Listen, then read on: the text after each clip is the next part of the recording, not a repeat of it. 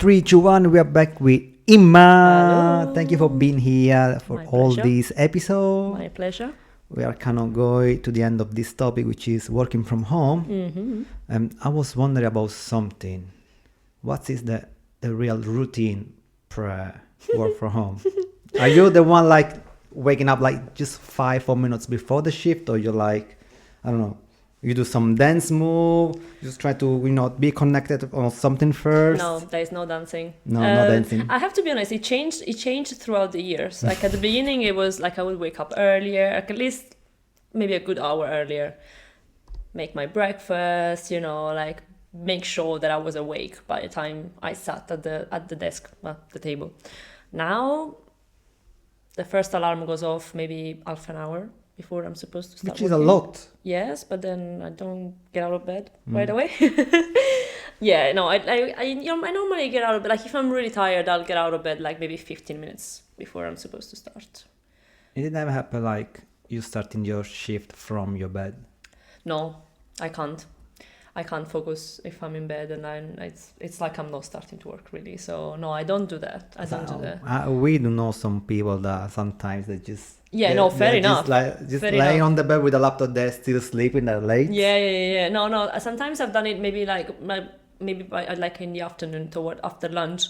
I would sit on the sofa and do like a little bit from the sofa until I'm like fully ready to focus and like start again. But I find it uncomfortable for like my posture and like I can't focus. It doesn't feel like I'm working, So no, I don't like that. But I'm definitely one of those that like steps out of bed and into the living room, and within 5 minutes I'm ready. And the trouble starts when maybe there is a call at 8 o'clock. Like I'm not ready for this, but So now sometimes you having breakfast. Yeah, of course. Yeah. Million percent. Like about an hour later, when I'm starting to feel fully awake, I get my cereal bowl, and then I put milk in it, and there might be a call, and then I watch my cereal soak. So if you get distracted for something from home, what's that big distraction that you can get? I think I get distracted if at the back of my mind I know that I need to do something. Like at some point I might remember, maybe I should do the laundry now, like it's still bright, like they will dry. Why not? I'll do it now. Or I get really distracted if there is like construction works outside, like noises really distract me, and so then I have to go and close as many windows as possible and like try to focus.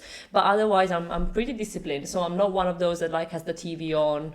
So there's no Netflix, no TV show in between? No, I'm not lying, like I'm for real. Because I need to focus either on one thing or the other. So if I'm watching TV, I can't work. If I'm working, I can't watch TV. Oh, you can get cereals in as well.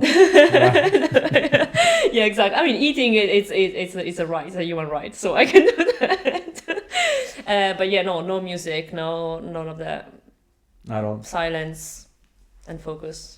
And after all these years, do you think that you might reach 5 more years following this lead, or you see that you will be a point where I think that next year I'll be done? With working from home, you mean? Yeah, also. I think if I had to, like, I don't know if I would be ready to commute every day to work. But it might just be that because I'm not used to doing it anymore. I think ideally I would if I had to change jobs, I would look for a job with a little bit of flexibility, that maybe like once or twice I could actually work from home, even if not every week, but maybe like every once in a while. And as well, it depends on what the role would be. Like normally if it's a role that requires you to be there, you can't really have that. But if it was a role that like would allow me to have a hybrid setup, then I would definitely still work from home every now and again. What I'm curious, because a couple of months ago I saw a video on the social where there was an article from a newspaper, right? And basically at the end of the article there was like a tiny line says, I can make this article like longer or bigger, or I can make some adjustment. If you want, just let me know, thank you. So it was clearly something from ChatGPT. Fair enough. So I'm thinking about like this video that I saw, something like it's AI gonna cover up more or less all these work from home employees. in the next future? The thing is, like, with our role, and as I said, I work in customer service, we do actually use AI in certain situations. Like, we have a chatbot, like, you actually, for the sake of efficiency, that you will build things so that, like, the easiest inquiries can be handled by AI, and then you can have the human touch on, like, more serious cases. So I think that's definitely something that's gonna grow in a way, but also that I still believe that there are certain things that you do need a human to So write you or say right perform now, on. as long as AI is kind of channeling what's the main issue to divide to the right department, as long as it's just that, it's fine so far. And as well, like, if I don't know, like things like opening hours or addresses, or where to find this, where to find that, like, it's actually beneficial for the team. Yeah, of course. Because with especially with the big volumes of contact that we deal with, it's actually good that some of that can be taken over AI. I'm sure that a lot of people abuse it. And so I think that could be a risk to, like, the working from home future of that, because either companies are going to realize and they're going to prevent you from working from home, or I heard, like, just the other day, my manager was telling me that her partner now has to be on camera when he's at home. On a full 8-hour shift? Well, if there is meetings in particular, but I think there will be certain situations where you are required, like, they're required to see you in order to make sure that it's you doing your job and, like, you're actually working. Well, yes, because in HR, for instance, I see that there are some camera that they can kind of track your level of working based off the expression of your eyes and stuff. Fair enough. So probably something that you might go through in the future. Maybe. I've heard, like, I've read and heard a lot of stuff about people, like, maybe having 2 jobs while working from home because no one is checking, so you can, be full-time somewhere in the meantime doing something else. So I'm sure if people are going to abuse it more and more, there will be action taken toward that.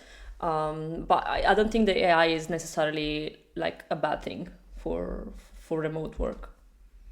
Like, for instance, I've been changing so many jobs in the last 4 years, and I'm thinking, how is let the company or your manager get to know you in terms of you are a valid candidate, I can see your performance. I think that you're next for the next level when it comes to, promotion and...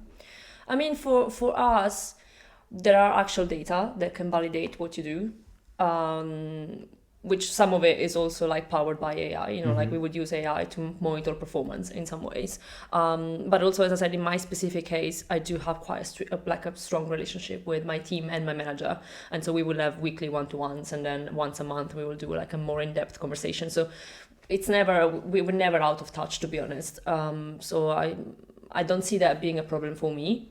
I can imagine how maybe bigger companies where maybe their head office is based in a different country, that could be a challenge. So as I said, like, I do still believe that there is a need for human interaction, especially in jobs like ours, in an industry like ours. So now it's time to play a little game, I guess. Let's so go. Like, quick question for you, kind of left or right questions. Okay. So let's see, trying to be honest. We want to know from you. Of course. So first things in the morning, coffee or tea? Tea. 100%. Always. I'm a tea girl. Clothes or pajamas? Not pajamas, but I won't dress up. It'll be a tracksuit or, home clothes. I don't know if everyone has home clothes. I do have home clothes. Like, what's your favorite snack? my favorite snack, Apart of your, usual cereals at 9 a.m. it'll probably be either fruit or crisps. Like, it depends on how the day is going. Both at the same time? No. One another. One or another, yeah. Are you pet co-worker? Pet co-workers, I would love to have a pet, but I think that would distract me a lot. Oh, yeah.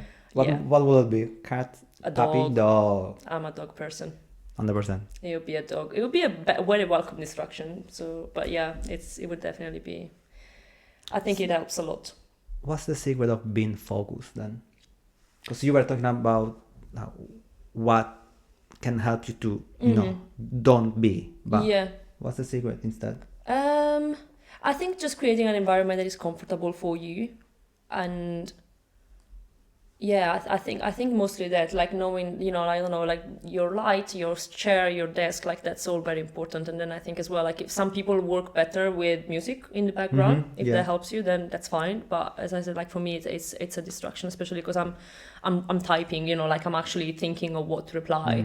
And if I have a song in the background, I'll get distracted with that, or like the words get mixed up, Yeah. So I think you need to. You type in the songs. Yeah, literally. I think you need to know what works for you, and create a setup that works for you. And this because this episode is connected to the previous one, and we were talking a lot about COVID and all the consequences of the COVID. If there was no chance to face that experience, what will happen to you after 5 years? Think that you will be still in the same company? You will be still straight, though the person that you are? Think that COVID gets you the chance to change who you are and the work perspective as well? I think I definitely, like, I'm always conscious that we give for granted a lot of things, which are really not. I think definitely, like, post-pandemic, my approach to work has changed. In a way that, like, I was definitely happy to be around people, and for a long time I was grateful that I still had a job that let me get out of the house and do all of that. Would I go back to work to a job that is like 100% in person and 100% with like a lot of people? Probably 5 days a week, I don't know, but Probably not. Probably not. I don't know. I think your work pattern changes you as well. Like, like I went from doing 4 a.m. shift until 3 o'clock to doing 8 to 5, it just has different challenges, like not necessarily one is better than the other. But in the long term you get used to it. And so at the moment I feel like this is the setup that works for me, although maybe sometimes I think, maybe I could start at 7 and finish at 4. It depends on well, like what other interests you have and what else are you doing. At the moment I'm not studying or anything, so this works for me. But I could see, like, for example, if I had to take on like a course study, they could change my perspective on work, and definitely working from home would help in that way. So who knows? Who knows? Tell you in 5 years. Let's see in 5 years. Who knows? Maybe I'm going to invite you again next 5 years. Why We are going to not? compare it to this video. So once again, guys, thank you for this chat. Thank you to lovely Imma. Thank you for Thank having you for me. being here, and Merry Christmas. Bye. Bye.